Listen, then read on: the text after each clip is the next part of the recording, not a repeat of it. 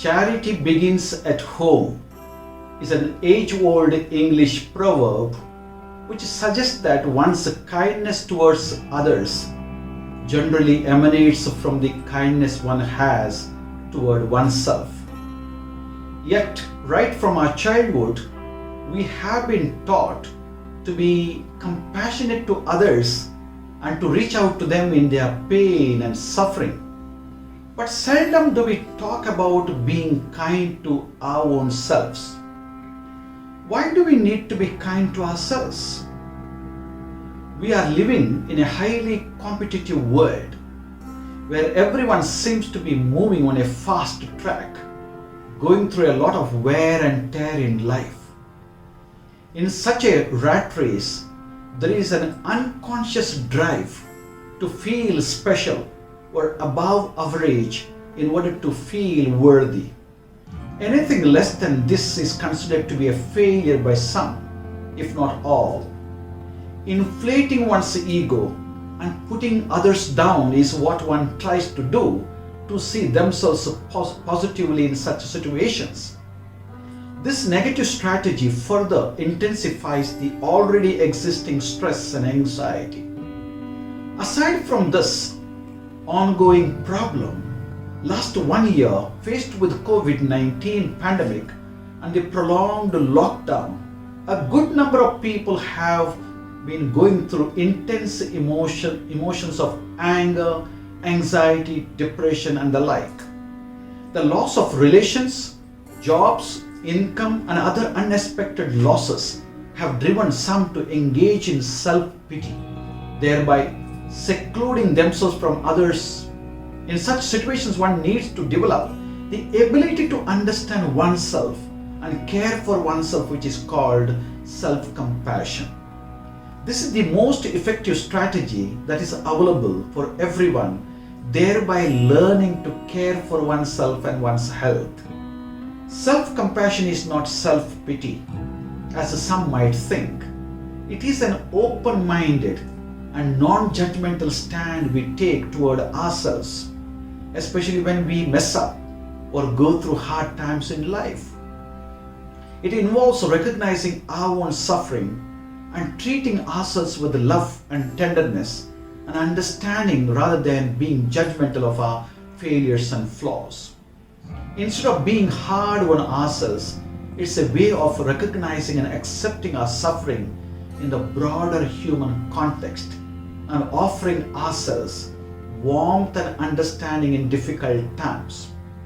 When we engage in self-blame and self-condemnatory behaviors, we create more pain and misery around us. On the other hand, when we process the painful thoughts and feelings with the positive feelings, we make way for health and well-being. Life experiences tell us that individuals who do not love themselves have difficulties believing in the love of others, as they have issues with trust and intimacy. Nevertheless, there are cultures and religions across the globe that emphasize on loving the other, even to the extent of forgetting the self. When Jesus said, "Love your neighbor as yourself," in Mark chapter 12 verse 31, I believe he emphasized on the need of loving oneself before loving others. Although many seem to have not understood his teachings in the right spirit. So much so, some tend to think that being compassionate to others is a virtue, whereas loving oneself is a sin. Extending love and warmth toward oneself, especially when we are in a mess, is not selfishness or narcissism or being over concerned with I, me and mine. It is rather having capacities of resilience, compassion and understanding oneself, because loving oneself is closely linked to one's self-esteem, and lack of it is believed to be the cause of many a problem in the world, such as drugs, alcoholism, violence and the like. Besides, people who are incapable of loving themselves often end up being harsh and overcritical of themselves. By doing so, They drown themselves in shame, anxiety, and depression, followed by seclusion or isolation.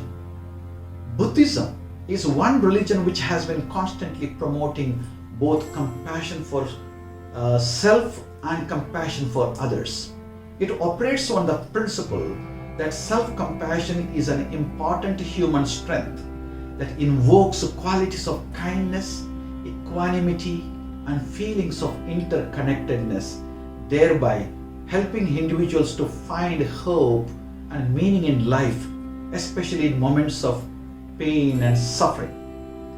Christine Neff, one of the pioneers who studied the concept of self-compassion from a psychological perspective, endorsed self-compassion as an incredibly powerful tool for dealing with difficult emotions, which can free individuals from the destructive cycle of emotional reactivity. In her study, she concluded that being open and moved by one's own suffering and experiencing feelings of caring and kindness toward oneself and recognizing that one's own experience is part of the common human experience is what paves the way for psychological and emotional well-being. Because all human beings are imperfect and are vulnerable to make mistakes or to fail. Thus, self-compassion equips individuals to see their situation in a wider perspective rather than endorsing the belief that one is a loser. This way of treating ourselves is important in order to take care of our physical and mental health. We need not pay to be kind to ourselves. All that we need to do is generate it from within and extend it to our own selves with love. If so, why not learn to be your own best friend in most troubled times of your life? It is a way of comforting and soothing yourselves, especially when you are down. Remember, if you don't understand and love yourself, nobody else will. Therefore, charity begins at home. Let's do something now. Take your right hand, put it on your left shoulder. Take your left hand and put it on your right shoulder. Close your eyes and tell yourself, I love myself. I care for myself. And I accept myself just the way